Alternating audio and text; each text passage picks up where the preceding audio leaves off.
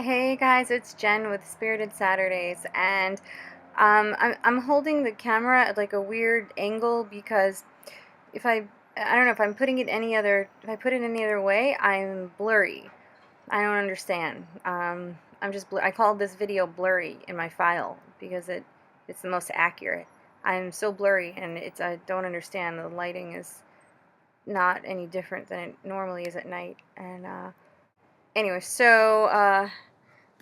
today, this week, it is um, our last week of the rotation where we are asking each other questions, and I'm answering a question from Cristina, and that question is, could you share some meditation slash relaxation techniques that helped you to cope with strong emotions? So yes, I can try to do that. Doing meditation and regular relaxation techniques is something that I'm still trying to implement into my life, at least more regularly. But when I get involved, when I really let myself go there, I always experience benefits. So it's always reinforcement for me to continue to do it. So maybe by sharing some of those benefits with you, I will also continue to do these exercises because their effects are very real and helpful. So, one of the things I do is try to pause and take several. I'm sorry, this is shaking. I have to hold it in place. Okay. I try to pause when I can and take several deep breaths. And really, the kinds of breaths where your stomach expands, you kind of breathe into your stomach and not your throat, but in deep, low breaths. And you take in as much air as you can. You get much more air that way than you do when you breathe into like your throat area and take more shallow breaths.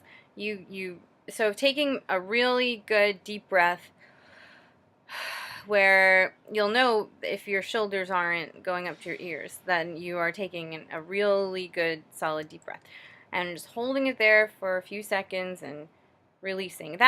Even one of those breaths has an immediate effect on the brain chemistry, and it affects the whole body. So yeah, that all by itself, it creates calming, a centering, um, and if you do several of those, it's even better. And and you can do this anywhere. So this is the best part about it. It's adaptable. So even if you're in a very hectic situation, you can still do it. Or maybe you're standing on a line and you're really agitated about waiting. You can do it there. Or you're really busy doing a lot of things. You can breathe anytime. So it's always available to you. So just very simply taking a few deep breaths. If you can close your eyes, that would be great. Um, and just allowing yourself to do that. I do think that part of the process is allowing ourselves the space internally to just be able to go there and let go. And I think often we're so tempted to just go with the chaotic thoughts and with the strong emotions to a point where it doesn't serve us anymore. So it's a great goal to be able to shift the focus and allow yourself the space to just be, just take a space, just have that in between moment where you can reboot. Um, when I'm on the train, I try to. So it's something else I do to relax. I try to just zone out when I can. So I try to use moments, but not not lose grasp on where I am, but really use moments where I know that I can't be doing anything. Can't I can't get anything done in those moments anyway. So what's the point and stressing. There is no point in that moment in stressing at all. Even less so when I'm literally on the train and can't do anything about what I'm stressing about. So I really try to see that as an opportunity, as that is carved out time for me to daydream, to think about things that make me happy, to just think about people, think about, you know, what I did yesterday that made me happy and made me laugh, think about a joke that always makes me laugh. You know, really taking some time to just, during that time, have some peace. Um, Try to feel joy, or try to feel, you know, creative or playful in your mind, or, you know, listen to music and just get totally swept away by it, or, you know, those kinds of things. Um, yeah, when I'm in the middle of a strong emotion, relaxation techniques that help me. I've discussed this before, but Reiki. So really envisioning myself, sending myself light, imagining that I have the support of the universe, um, the support of my the things that I personally have faith in. Imagining that those figures, or the, you know, those energies, and that light is surrounding me, feeling the support, um, and really bringing my attention to parts of myself that I feel could use a decrease in tension. And another thing that I do is I try to tell myself, sometimes I really worry about things that aren't as bad as I think they are in the moment, or that I believe that they are. So lately I've been trying to tell myself that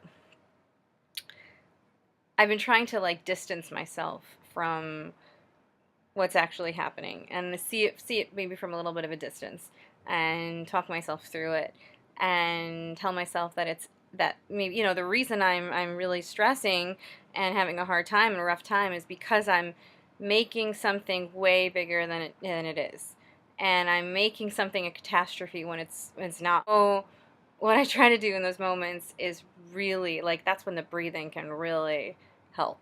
Um, because then it allows you to shift your mindset. Like, but you need to breathe first. Often you need to relax first.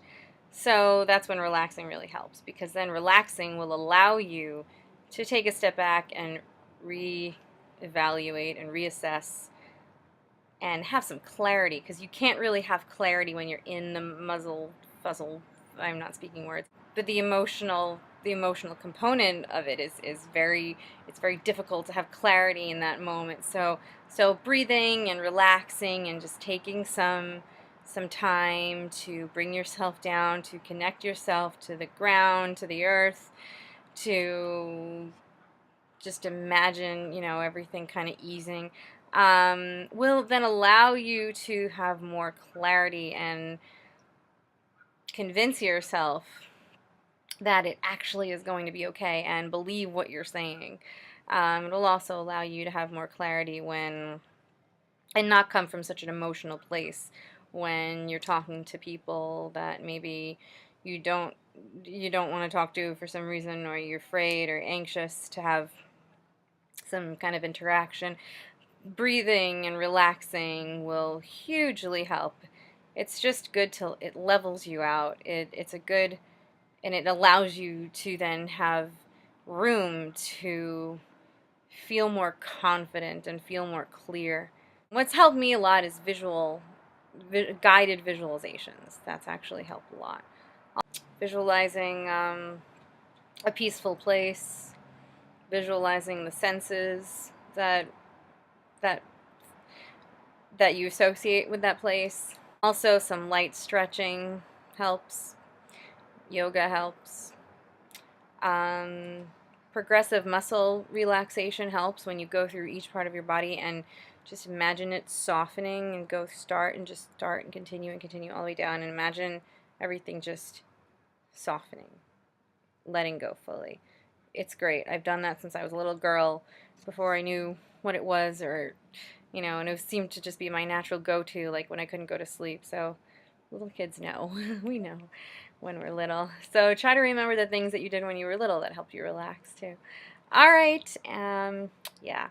Thank you for listening, and I hope this helped. And if you have any questions, please feel free to ask me, and I will see you next week with a new rotation. Okay, bye.